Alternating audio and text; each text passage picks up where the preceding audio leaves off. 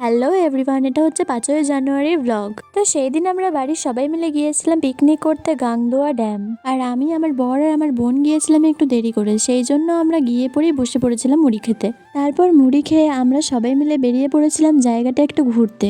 আর পিকনিকে গিয়ে আমাকে একটুও কাজ করতে হয়নি, তাই জন্য আমি সারাক্ষণ শুধু ঘুরেই বেরিয়েছি। আর পুরো জায়গাটা ঘোরার পর আমার তো জায়গাটা বেশ ভালোই লেগেছে।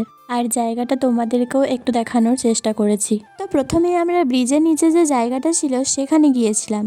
আর সেখানে কিছু ফটো ভিডিও করার পর আমরা চলে গিয়েছিলাম তারই ওপরে যে একটা জায়গা ছিল সেই জায়গাটার ওপরে। আর এখান থেকে তো চারপাশটা দেখতে জাস্ট অসাধারণ লাগছিল। তারপর আমরা চলে গিয়েছিলাম পার্কের কাছে যে একটা সুন্দর জায়গা আছে সেইখানে। আর এইখানে এসেও সবাই মিলে অনেকগুলো ফটো তুললাম, কারণ এই ফটোগুলোই তো থেকে যাবে স্মৃতি হিসাবে। আর ঘুরতে ঘুরতে প্রায় অনেকটাই বেলা হয়ে গিয়েছিল, তাই জন্য আমরা চলে গিয়েছিলাম খাওয়া দাওয়া করতে।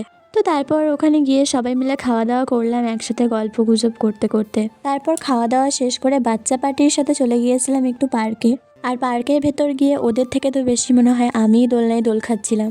তারপর বাড়ি যাওয়ার সময় আমার বর আমার বোনকে কিনে দিয়েছিল পেয়ারা মাখা, তো সেখান থেকে আমিও 2-4 পিস খেয়ে নিয়েছিলাম। তো আজকের মতো এতটুকুই, দেখা হচ্ছে পরের ভিডিওতে, টাটা।